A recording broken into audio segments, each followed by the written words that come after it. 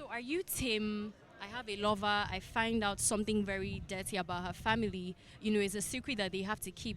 Are you team? Let's stay till the end and fight this, or I gotta leave to save my life. What is your take? So wait, hold up. I mean, I'm with this person already, right? Yeah. So I stopped her, took her out on dates, professed love to her. Yes. What's the question again? No, don't worry about it. Okay, That's so not you're a lover man. You're a lover boy. Yeah, don't say it like that now. I'm a hard man. Don't you see the Which is a character? lover boy, please.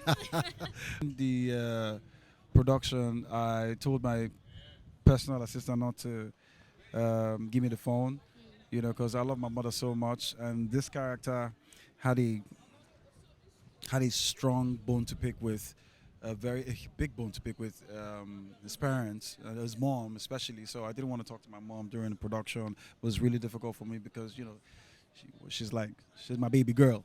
You get, so that happened, and yeah, it was weird because I mean, not being able to talk to your mom for like 3 weeks.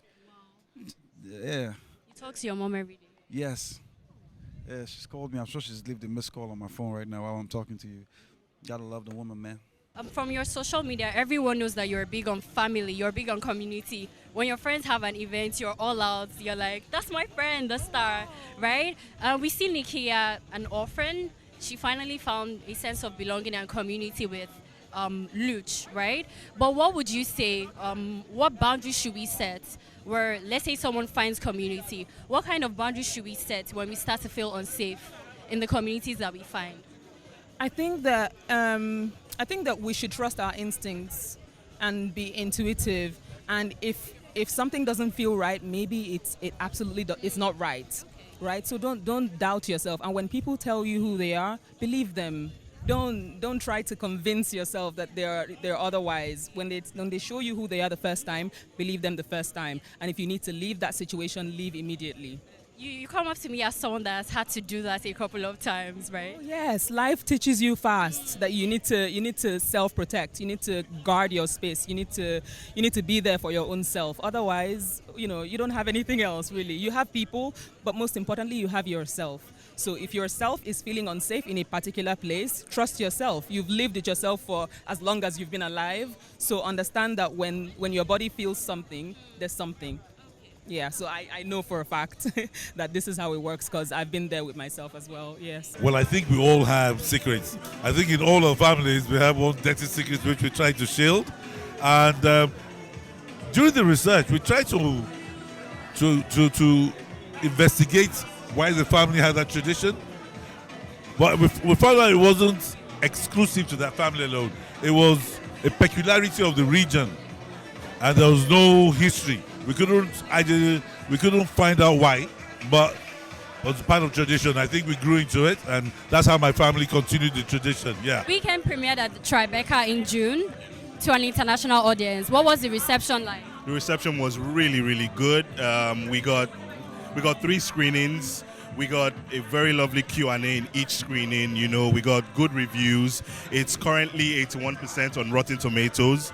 Oh, that's good. Yeah, so the reception has been awesome. It's been wonderful, yeah. And Trino Motion Pictures is expecting the same kind of reception here in Nigeria. Yes, indeed we are, because it's a Nollywood content. It's a Nigerian film, so we made it for the world, but at the same time, it's for our people. It's for Nigeria. So I just can't wait for people to watch it and let me hear what they think. As a first feature film, why would you say that you choose to go through the route of a thriller to the Nigerian film industry? Well, for me, it's more of it's whatever speaks to me, and the project, the project landed on my lap, and it was, are you ready to handle this? And I was scared by it already, and I loved the fear while I was writing it, and I hope the audience will share my dread. What would you say was the most interesting thing for you coming into this story and putting your money behind it? It's a film that I feel that no one can watch and not have a reaction. So I thought that it's really something that would cause a stir, and it's something that would be able to showcase what Nollywood is actually capable of. This is a film we made in 2022. Some people got to see it last year. Some people saw it this year. At the Tribeca Festival. Yeah. So Congratulations on that. yeah, thank you so much. So it's been. I'm just more eager to see how Nigerians react to it. And the honest truth about it is that it's a humbling experience to have had the opportunity to make such a film. My filmography kind of sheds light on the kind of films I like to explore. Like Sylvia. Yeah, and I haven't made a film in a very long time. I've been doing work, but I haven't done something on this scale for almost 7 years. So coming back into this, should I say, limelight, I'm humbled, I'm thrilled. I'm excited that the film is getting the kind of reception it's getting.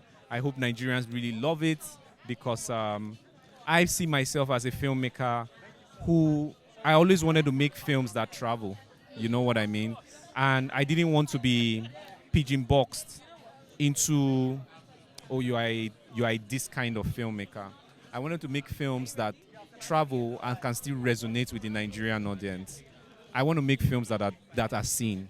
You know what I mean? So I'm humbled by the fact that we have gone to Tribeca. We have lots of film festivals that we haven't announced because of this, that are waiting. That from next week we should start announcing more festivals. So I know on that international level, I think I've done it. You know, the film has done it.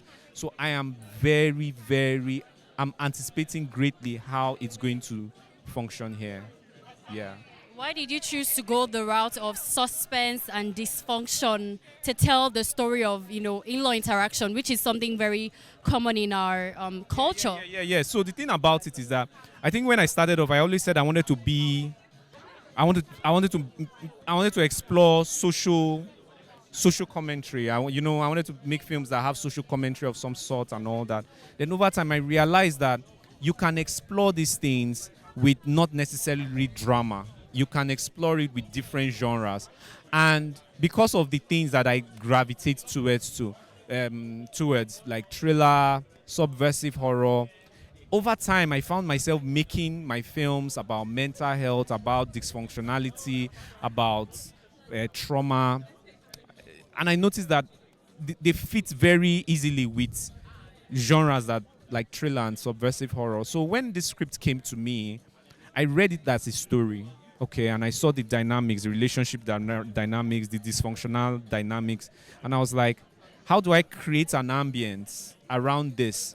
So there's something a lot of people I hope they get when they are watching the film. They would see that it's supposed to be exciting, but there's a forebodingness about it. There's just something foreboding, and it's very intentional. You know what I mean?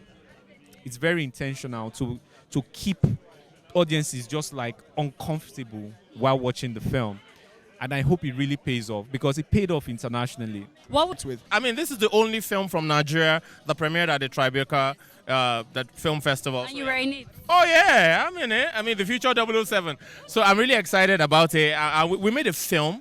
This is a film. This is the movie that's going to open the doors of the thriller genre for Nollywood into the world. It's a fantastic movie directed by Daniel Oriahi. He did an eclectic job.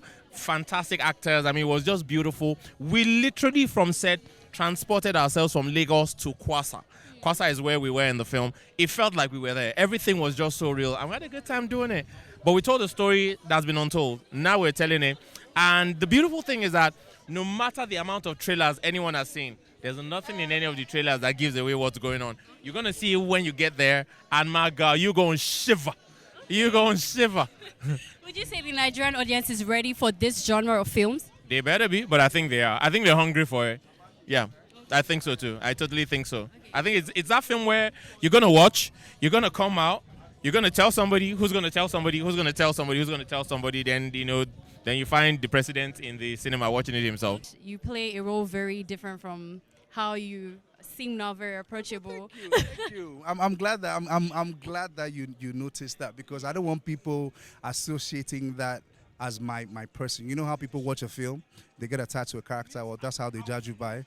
I'm the direct opposite. Okay. But I had to really get into it. The director did a fantastic job by dissecting the character and helping me bring the character to life. So you really got into that.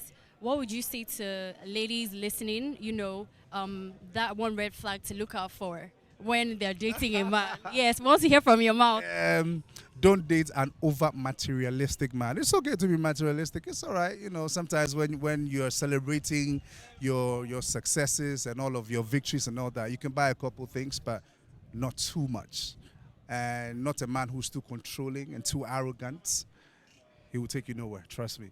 That's interesting coming from you. You troubled Shalewa on Skinny Girl. You troubled Meg, and you're saying this. Man, I'm a changed man. I've changed. I'm a changed man.